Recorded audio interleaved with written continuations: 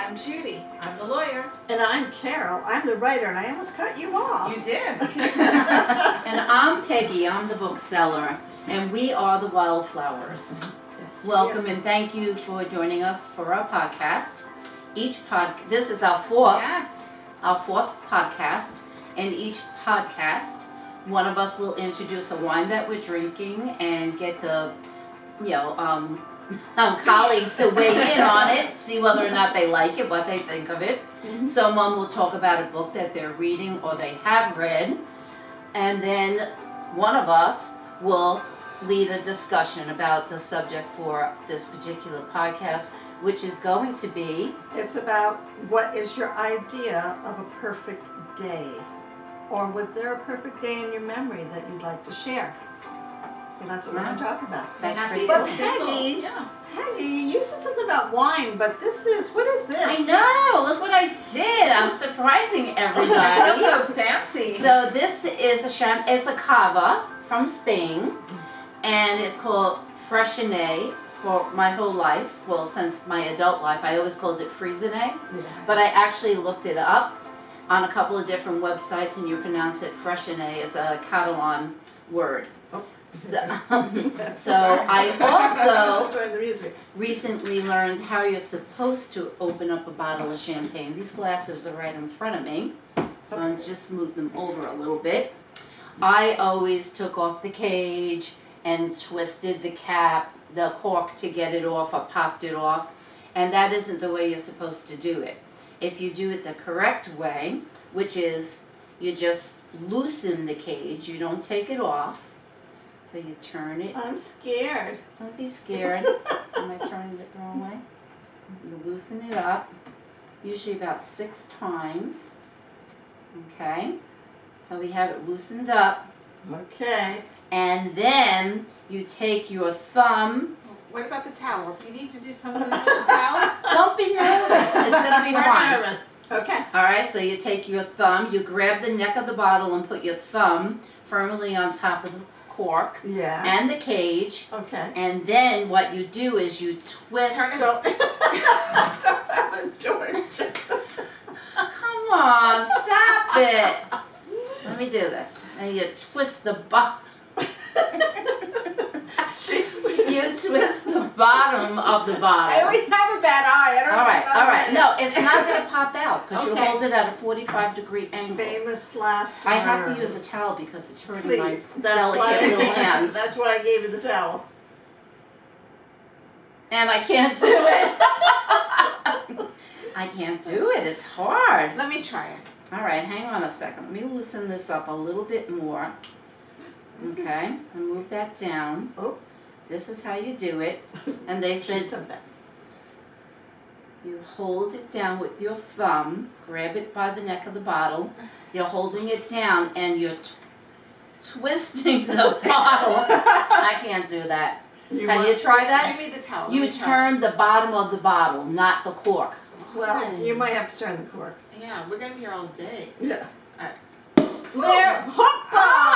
Well, Very good, good. but that isn't the way that you're supposed to do it. And I'm Well, sorry I failed. It was a that's the total way fail. that works. I So got anyway, the job done. Well, you right. did. Yeah, okay. That's right. So Yeah. good. That Tell always us reminds me about of this. that song. So anyway, Freixenet is a family-owned business. They've been in business since 1861 in Spain. Wait, 1861? 1861. It was 2 families joining together. They were growing grapes, and then it was introduced into the United States, I think, in 1904. I didn't write that down. But this is it's a cava, so it's dry and it's sparkling. It's 11.5% alcohol by volume. Why the Thank heck you. did you give me so much? Oh, okay. I'll take some. And at Total Wine, it's only $8.97 a bottle. Yeah. But very it's cheap. a really, really nice cava. And it's the #1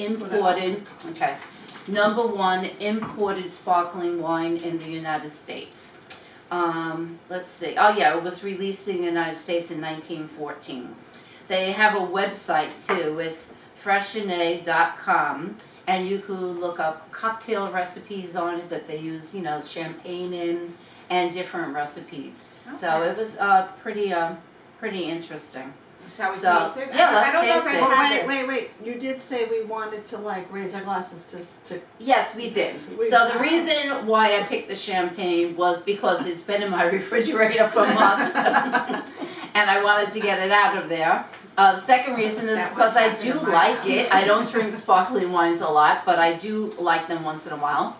And the other reason is that Carol and I, after we closed our bookstore in 2019, started a company called On the Road Book Events, where we used off-sites, like different venues, to book author signings. Right. Of course, then what happened in 2020, we all know, the pandemic hit and we had to, put the squelch on it. So we are now restarting that business. We are. We have 2 events booked already. Well, what is Well, it? one is tentative, Right. but one is a definite. A big one. Yes. Nelson DeMille, we're going to be Thank you, doing Nelson. at the Hayes Theater in Malloy University in Rockville Center, Long Island. And I'll get to be in conversation with him. That's so. right, Carol will be interviewing him. Yeah, so. And in February, tentatively, we have Mary Calvi, Right. who is Very on NBC? No, CBS. She does CBS. She's an anchor in CBS Morning News. Right, and she's got another delightful book coming Yes. out. So Yes. Yeah. So anyway, here hooray! we go. Hooray! Yes. Cheers. Here's to good Cheers. luck with our new venture Right. and our new podcast. Yes. Absolutely. Let's I- drink it now. I don't know about Let's go. I don't know about you guys, but we're having fun with the podcast. So I hope you're having fun watching it. I hope you're having a drink with us, Mm. unless you can't drink. I like good, right? it. It's very good. I can't believe it's only $8.99 or $8.97, yeah, in total wine. So it's a little bit more in other places. And it's interesting because really good. you immediately, not you per se, but people immediately would call this champagne. Yeah. Because champagne Mhm. is from champagne. Right. And this- it uses a special grape, Grape, champagne right. grape. So this is not champagne, but It's just as good. It's very, very good. Um, And what was the story I was supposed to tell us? weren't you saying that your daughter Samantha had this at a tasting? Oh, Yeah. yes. My daughter Samantha, a few years ago, we were visiting her. She lives in Virginia, and she hired a sommelier to come and do a wine tasting for us. Very And classy. Sam. one of the wines was Yeah. this. And in the wine tasting, everybody liked this cava better than any of the other sparklings that we tasted. And so it's really can is. see It's a that, it's a very nice wine, and it's cheap and yeah, like I said, we got drinkable. Very drinkable. cases of Love that it. for my daughter and her fiance at the time for their Yummy. engagement I like party. sparkling wine though. Yeah. Yeah, it's her. I do. I like I like it. Prosecco. And Yeah. when Samantha comes to visit, I buy all kinds of sparklings. You know, Proseccos and Cavas and sparkling rosés and so. No, it's delightful. It is. Absolutely. It is. And one thing I keep forgetting, like when we're doing the podcast, like I know that you've said in the past, like, oh, I wanted to say like how much I enjoyed that wine afterward. Like it grew on me, but we never have the time. But anyway, so Yeah. So I think that's all I have on this Awesome. here. well, thank You know, dry and medium body, apples, pears. I can't see. I can stuff taste it. in I can here. taste pears. Citrus. I can taste right, pears, too. Yeah, citrus. more than apples. I like the pears Yeah. definitely. I have to train my palate to taste those things Me because too. I have a hard time. And this is the directions on how to take the cork out the proper way that I couldn't do. You loosen the cage. You don't remove it. You continue holding the bottle at 45-degree angle. After the cork comes out, you hold it for another couple of seconds longer. But when I did, it still worked. So Yes, why it does does. have Because cover? I was just trying to be a hoity-toity. What can I just tell saying. you? We'll take It the worked. bottom of the It bottle. worked. But anyway, sorry about that. But don't be it's still sorry. going. It was It was fun. entertaining, Yes. right? Because I know I was entertained. So let's move on. So now we're moving on to. Oh, the book. It's my turn for the. Keep drinking, Peggy. I think I will.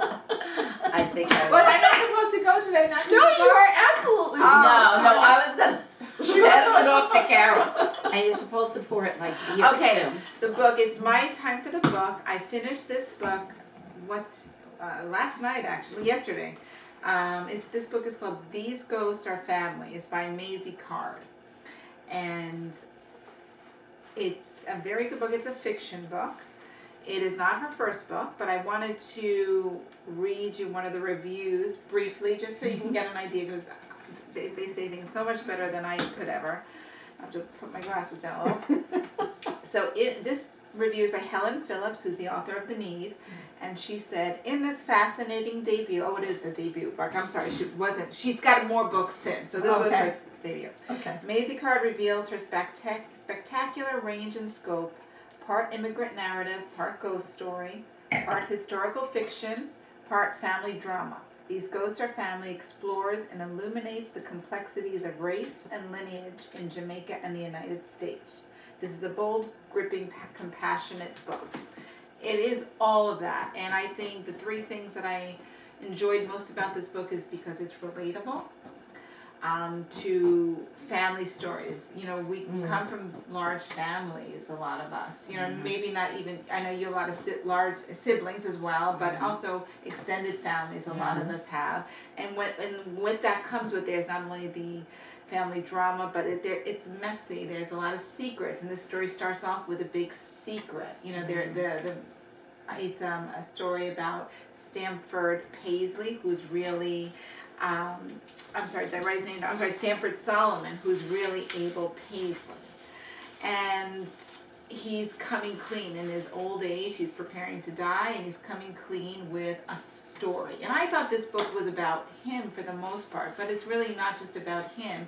It's about the lineage and how it traces, how it traces down from present day setting in New York, down to Jamaica, colonial Jamaica, also to present day Jamaica, and the lies and drama, and there's, like every story and every family, there are villains in the family, there are heroes in the family, and she kind of weaves it all back and forth.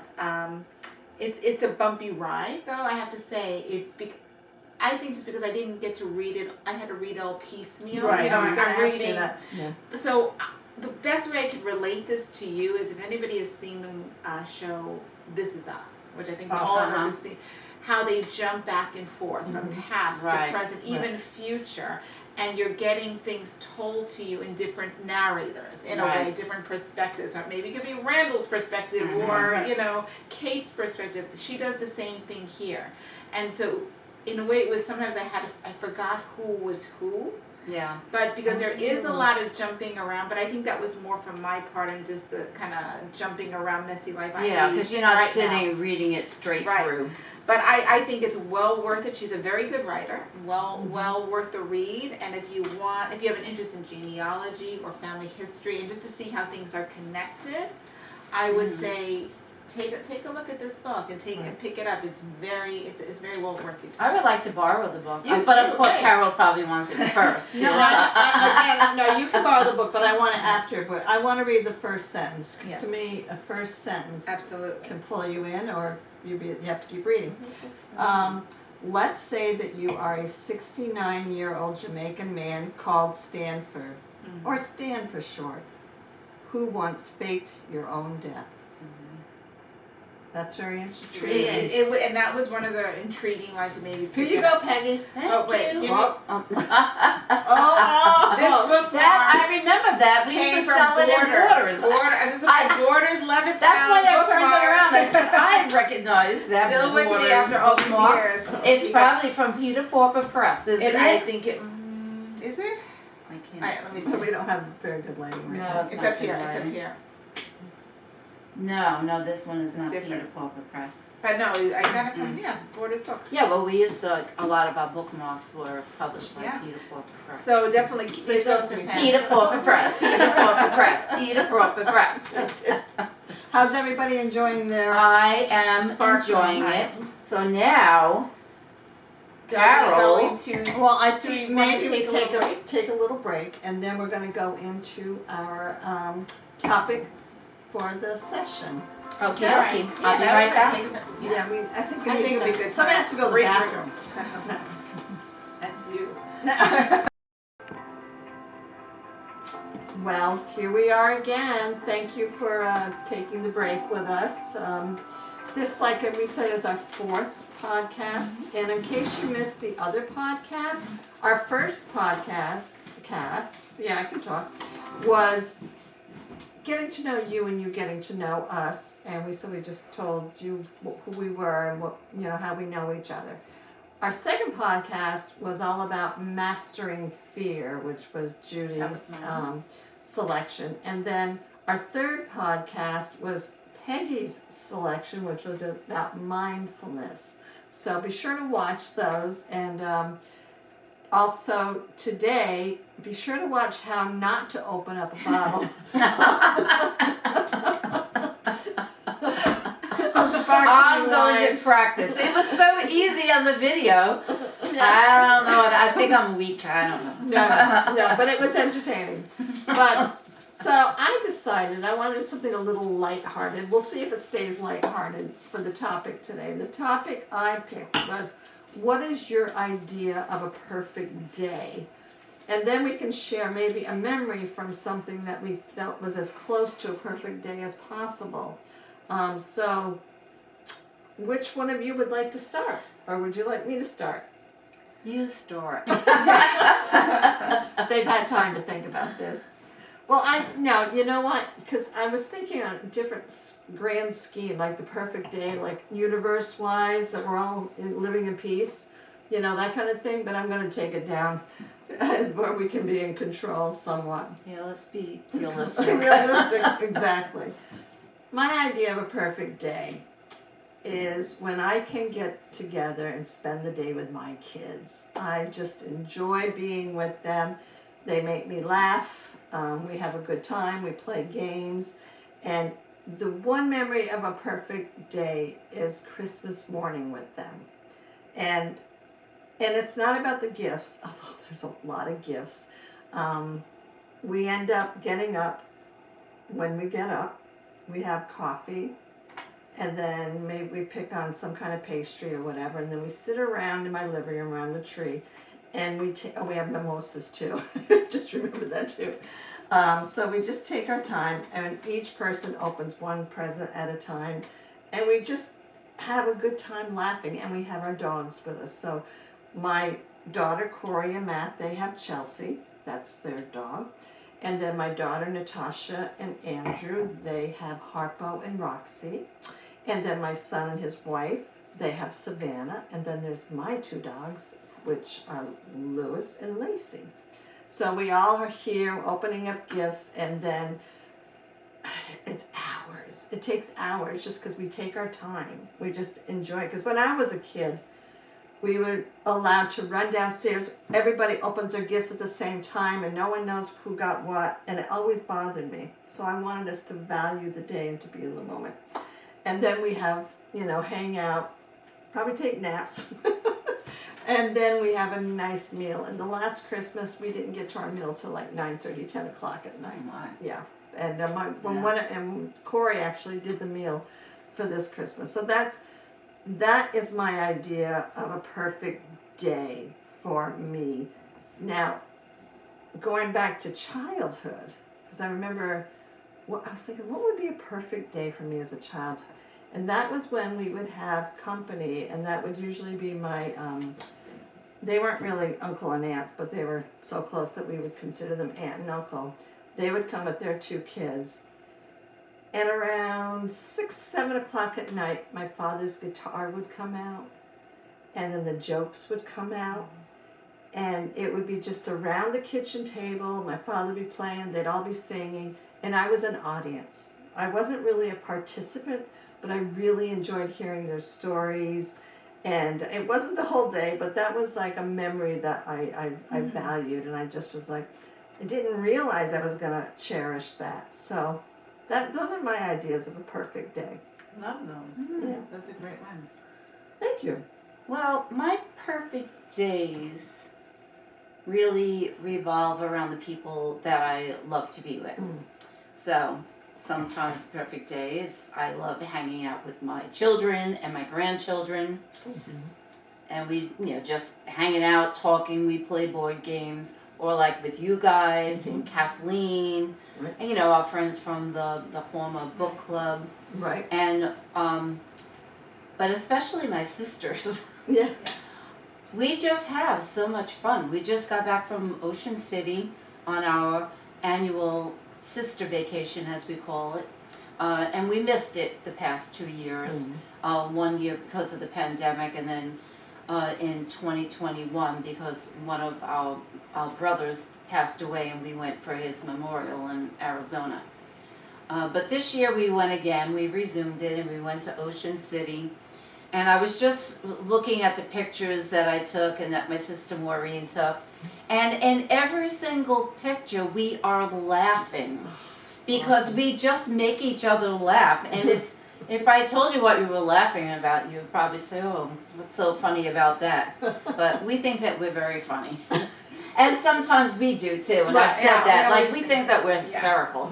So We are. We are. So that's really my perfect day. I'm very easy to please. I just want to You spend are. the day with people that I love being with. And I like a part of that day to be outdoors too. Right. You know, I do like to be outdoors for part of the day. I would never want to spend the whole day in my apartment. Right. So, you know, I like to take a walk, like through the woods, or Go you know, out get in out your to the beach. Or your kayak. I go out in my kayak, or even just in the evening after dinner, I go out and sit in the backyard and look at the birds and read my book. So, you know, so I'm just simply, yeah. Okay. I feel so unprepared for this question. And it's not because I didn't know we weren't going to talk about this. Right. I did know, and I thought about it, and I don't hate me, but I just really take issue with the word perfect. I don't like that word. When I have know- no problem with What it. was your idea of perfect? Like, I don't like to use perfect. I don't think about perfect. For me, it's just a happy day. So what's your idea of a happy day? every day. I mean, even Yeah. my bad days. Yeah. I mean, if I'm here and I wake up, then I'm like, this is a great day. And I don't mean to simplify or to be like, Right, oh, right. I'm some Buddhist monk, you know, who is really in Zen. I'm not. I don't want to have expectations, Right. you know, or in that way, and I just like getting up, and I'm happy to be here. I really am happy to be here. And that's kind of how I go through it. Right now, this is a great day, Yeah. and it's gonna hopefully go. That's just for me. I Right, think right. back. I'm like, maybe more.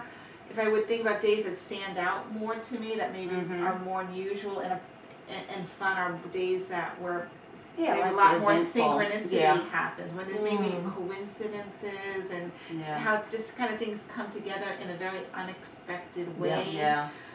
One of the days that I could think about recently, well, I met my husband. That was definitely a synchronicity day, but that's a big long story. But more recently was last year on my birthday, and I was off. I took off for the day because I had some leave from work, and I just said, I'm going to take off a birthday.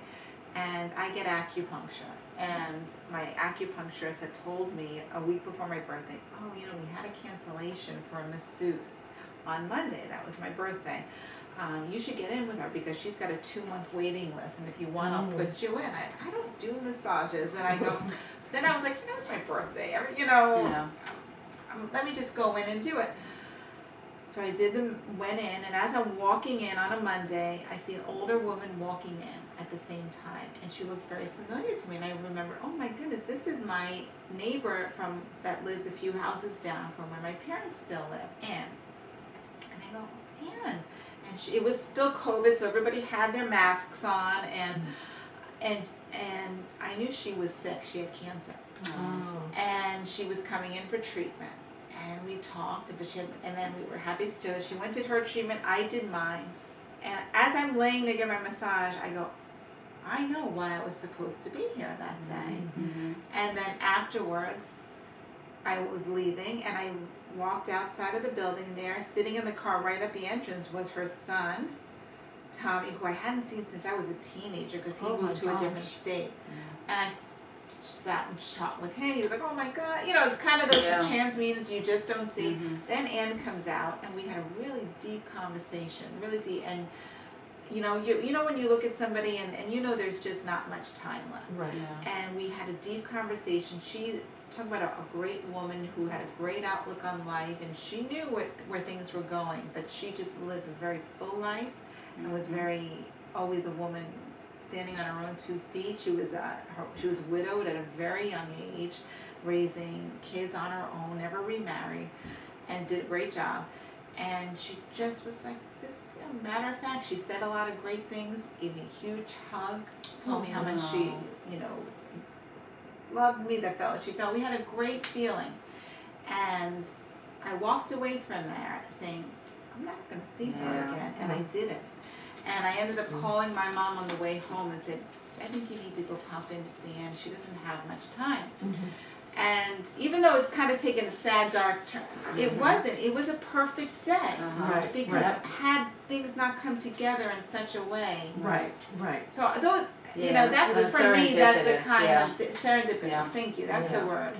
Yeah. So for me, those are the kind of moments I go to. It's so funny because as you're talking too, then I remembered trying to live up to a certain day, because when I was a kid, teenager, we had a New Year's Eve party at my house, and my parents allowed us to have beer.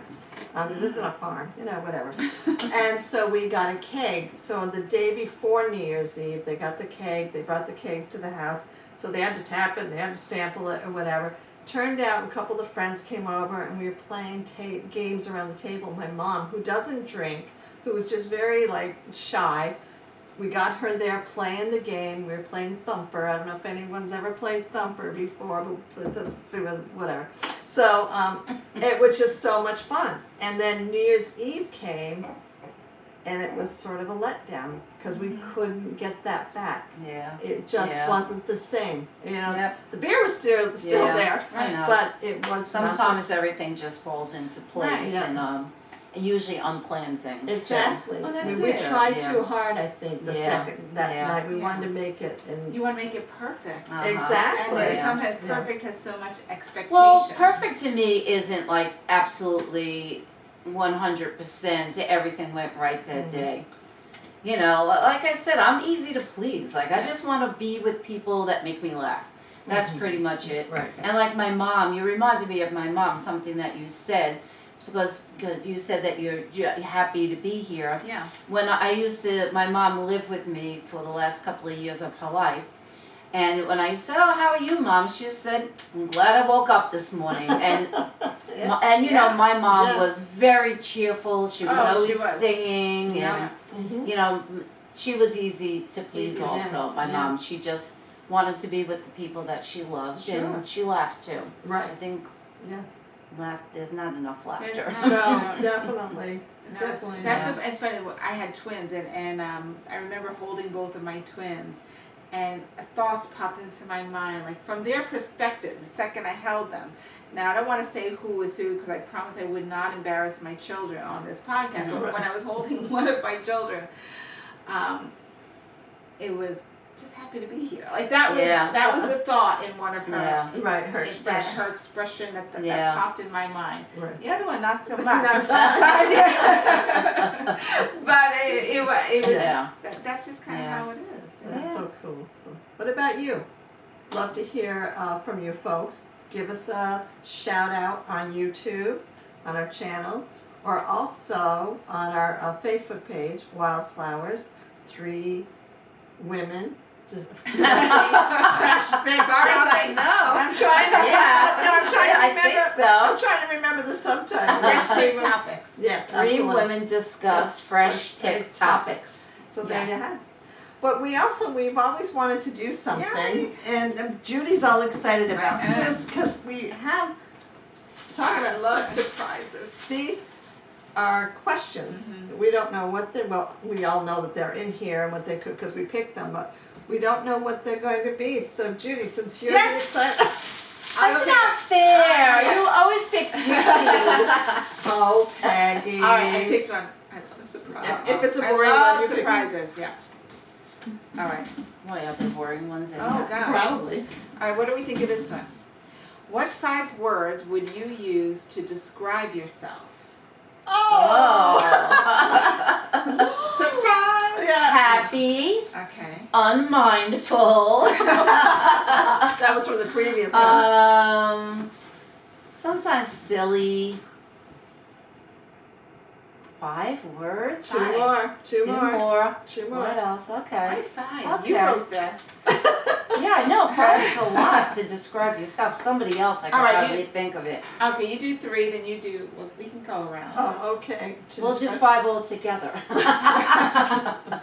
To describe myself. Okay. Yeah.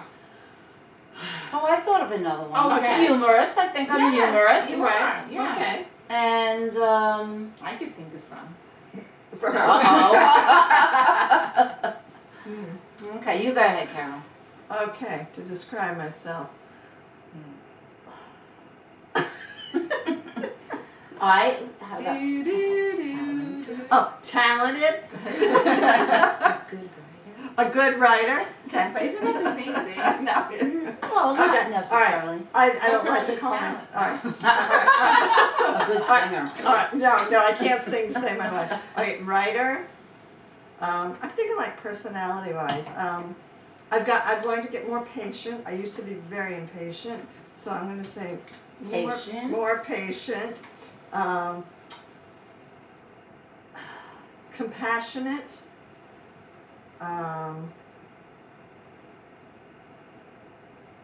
Desirous. Oh. I didn't say what I was Not desirous. desirable, just No, desirous. not desirous. Desirous. Not desirable. Thank you for pointing that out. That isn't how I I meant know, it. but it was funny. See, that's where the humor comes in. All right, that's Oh, more you're for- funny. You're funny. I can, Funny. yeah, yes, Very yeah. funny. Like, no. Peggy rolls her eyes at my corny jokes. Oh, yeah, she's corny. That's what you're Yes, corny. All right, you don't have to correct You're that. corny. Yes. Oh, yes. All right, Judy. You're bossy. Yes. Oh, Yeah. I'm That's a very good bossy. You I are, am. but it can be in a good way too. Yeah, You like I to am be in bossy. charge. Yeah, I was always a manager. Yeah. Even when you didn't know that you wanted to be a Yeah, manager. I know. Yeah, I was always bossy. Yeah. Well, Yeah, my somebody- sisters think I'm bossy too, and Oh, I know that. and you if I'm not driving and I'm in the car, like I actually tell them how to drive. So you know. But they know me, so But they laugh. would you say bossy or control freak? Both. Yeah. Both. Yeah. Yeah. But I mean, it But you doesn't know come what? across mean or Oh nasty. no, I'm never Then mean. I'm patient. Patient. It's like the Odd Couple. Yeah. Oh, thank you, Carol. How magnanimous of you. Words. We should do one on words. We are gonna do one on words. Ooh, Okay. That's All a right, tough Judy. one. Yeah, I don't know. What would I be? I'm emotional. I'm pensive. It has to be 5 words. I could give you one. Go ahead. You're articulate. Am I? Because I can't come up with a word.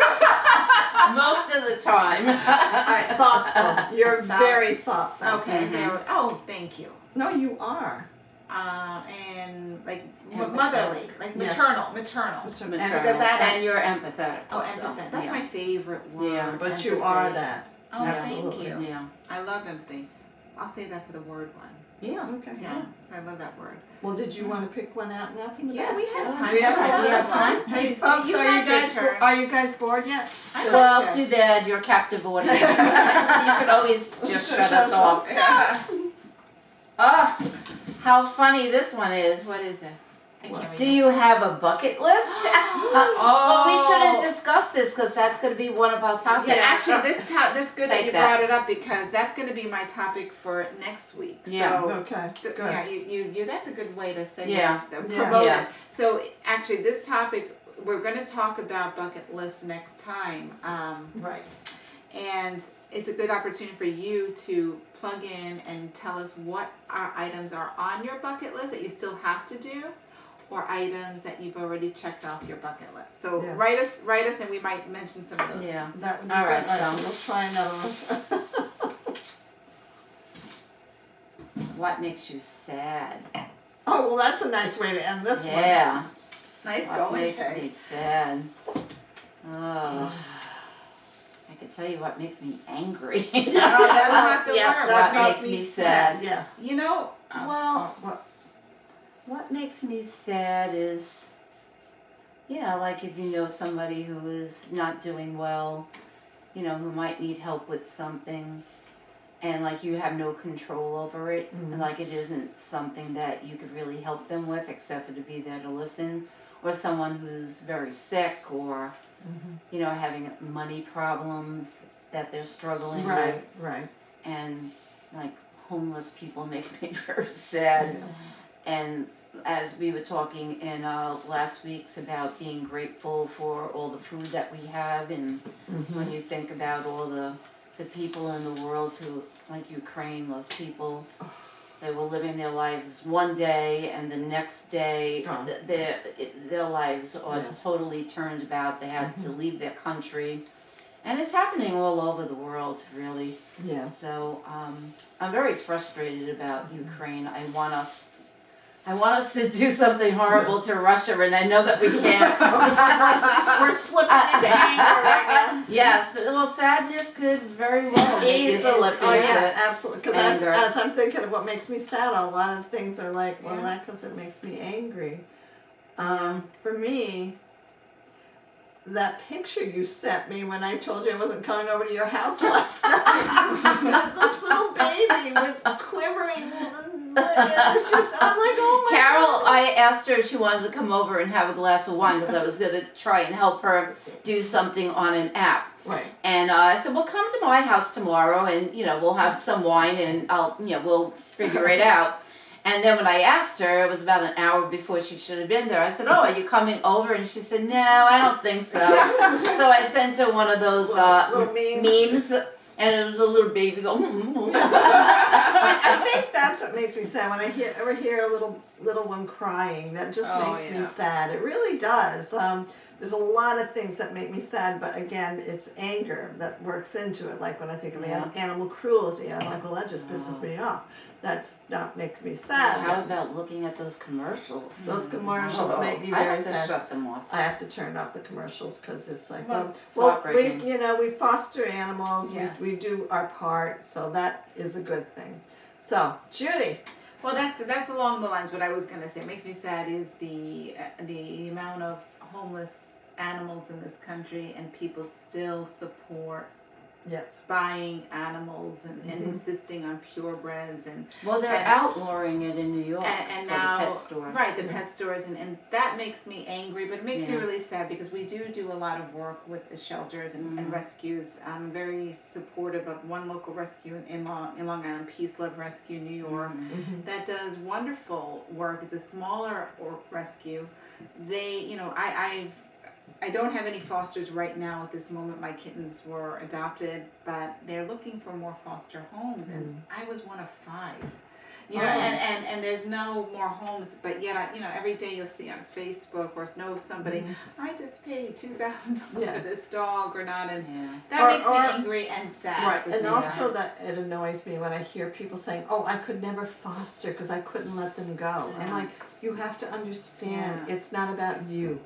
It's about the dog or the cat. And the foster experience, as you know, because you get these animals that are scared, that are sometimes need help. May have some medical issues, but you give them the love, the care in your home, and you get them socialized. You give them a chance instead of going from a shelter environment where then they need that time to decompress. Right. And some families may not have that patience. Yeah. Right. But coming into your home, you give them that place to decompress in a safe place.